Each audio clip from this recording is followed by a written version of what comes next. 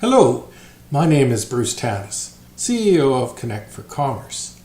Welcome to the Canadian Small Business Tips Series, where we interview experts, entrepreneurs, and those who have been there and done that.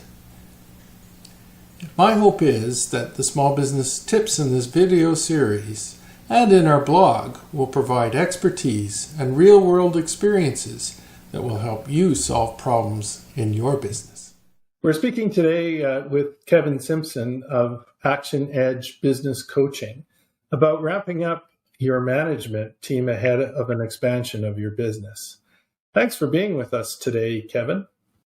Thanks for having me. Yeah, really nice person. Kevin, when a business owner is planning to expand a company,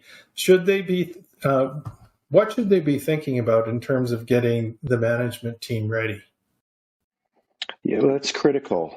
It's a great question because there's a statistic out there that we really look closely at, and that statistic is 75% of businesses that go under, it happens the year after their all-time best year. Which is a really scary statistic when you think about it. But, Keith Cunningham said, businesses don't die of starvation, they die of indigestion. And a lot of reason that indigestion happens is the management team just doesn't have the skills to guide them to the next level. So what happens is they say, hey, you know what? We need an extra 10,000 square feet of warehouse space. Let's go get it. Let's hire those 4 technicians that we've been waiting for. We grow. Growth eats cash, and often the skills aren't there. So the thing we really start thinking about is analyzing before we grow, what are the things that we really are going to do that are important to us? And then do our team have the ability to analyze those things? And often that's where the gaps come in.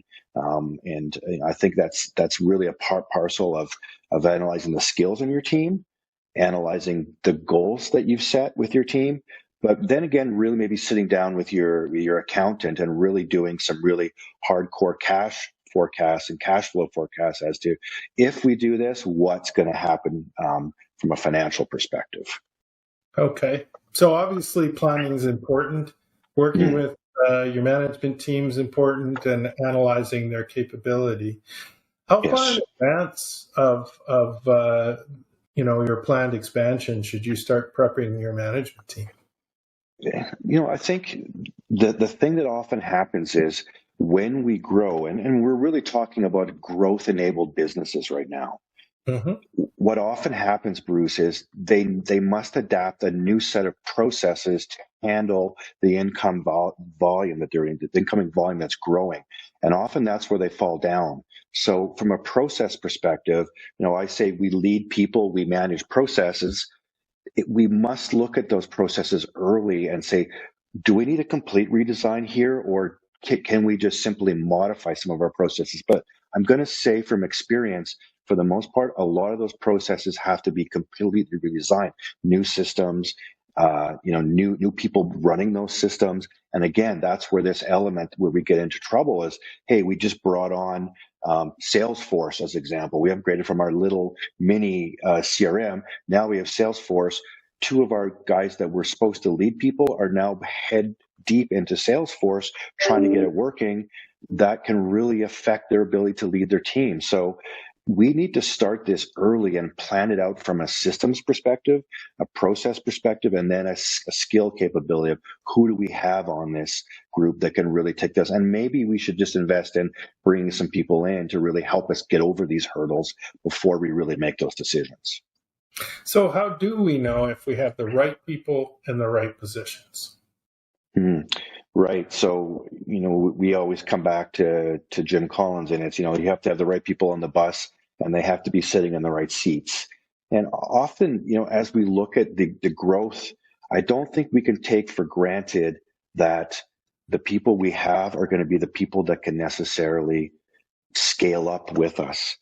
If you've ever read Marshall Goldsmith, he has a brilliant book called What Got You Here Won't Get You There. Right. And I think that's a very important thing to think about. A lot of people reach their skill level, and when the company grows, they they just can't take that next step. The thing we'd never want to have is the company growing faster than the people. Right.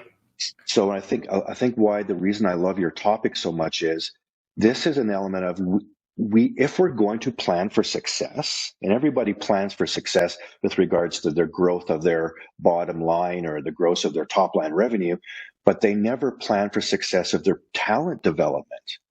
So Yeah. what happens is this scenario plays out in real time. The company grows faster than the people.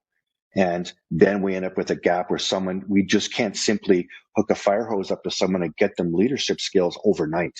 We really got to start identifying leaders almost the minute we're sitting across them in the hiring table and say, you know what, this is a person that can really make an impact as a leadership. I look at it this way. Management creates productive and competent people, but leadership creates passionate and focused people. And you're going to see right away, if you really look at your team on the bus, which ones are really competent in driving processes and productivity, and which ones are really creating really great, passionate, focused leadership.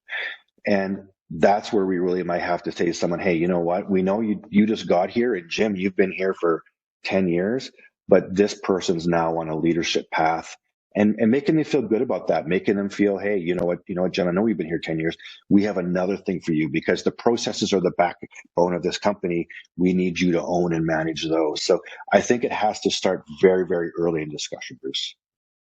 So you would suggest that, putting the right person in despite somebody else's previous experience. And how do you, there's a legality to that could be considered constructive dismissal.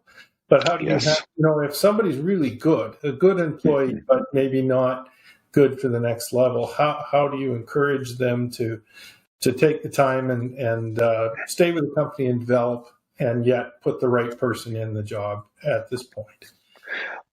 Yeah, I think this is what you're describing is really a byproduct of, the 80s and 90s when we all went for the title. Everybody was a VP of this or a director of this. Yeah. And, I think we found that there was people in the companies who were having way more impact at middle management levels. So I think it's about removing that. One of the things I really coach on, and my wife has her own HR company, the first thing she tells people, get rid of all those superfluous, meaningless titles of VP and director, and give people titles of that manage, that reflect the impact they have on the company. And so there's obviously lots of tools, and we've got profiling tools, really advanced profiling tools that we have where we can say, this person, we need them to manage a warehouse of electrical workers. We've got profiling we can do that says, based upon segments of existing expertise in the industry, this person matches well from a cognitive reasoning, from a mathematical reasoning, from a team leadership reasoning perspective. Obviously, we've had DISC for years. There's leadership tools that we can use, and often if we use the right tools to analyze some of our team, they can see right away where their core strengths are. We just have to help guide them into those and say, hey, you know what? You don't want the headache of leading this group of people. You're better suited to developing processes and leading this really small core team of people that are going to really move us forward in this one area. And forget about being called a VP. No one here is called a VP. We're just going to compensate you on whatever objectives we've set for you and your team. Okay. Does that make sense? Said earlier, it was really important not to grow faster than the ability of your team. So what kind of training and support do you need to put in place when you're considering an expansion for your management team? Yeah, great question. And I think that's really where I see my coaching business has grown so much. Before, we used to coach the executive, the guy in the corner suite, the CEO or that VP that I've talked about. And what we found was there was no leverage there. That person would spend 2 or 3 hours a month with us. Then they'd have to go back and download that. And not everybody are great coaches themselves. So where my business has really expanded is we're now coaching groups of people. So it's a team coaching within a company environment And maybe we spend an hour with the CEO a month, but we're spending 3 hours a month with him and his 4 team members, as an example. And they're all getting access to the same level of coaching and talent development. And this is actually happening. Like, this happened just this week with the company I'm coaching, and one of the core people, we realized, hey, you need a little bit of life coaching. You're having troubles sleeping. You're having troubles managing your stress. We need you to make many more outbound sales calls than you've ever made before. So, the area I've expanded is I've actually brought on a performance coach who's used to working with Olympic athletes, and helping them say, here's how you adapt. The funny thing about our life now is, we're on Zoom, maybe with our family at work, and then a call comes in, and we have the biggest phone call of our entire career. We have to be able to pick up the phone and shift into that mode right now. Not everybody can do that, and very few people have the raw skills, but they need to learn these skills. So, I'm really going to say, I'm biased, I know, but coaching and leadership development are really, it's got to be part of the company's budget from the very first moment. Okay. They open their doors. Yeah. As you grow, you're obviously got some metrics in order to have the cash flow that you're talking about, in order to forward the coaching and the other pieces of the expansion. So what accountability processes do you see that an owner should be putting in place, and how early in that expansion process?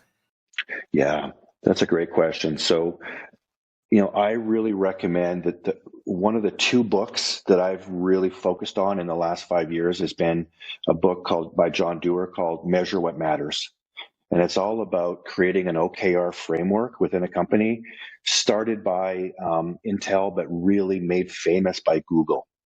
And the beauty of OKRs is we go for the objective.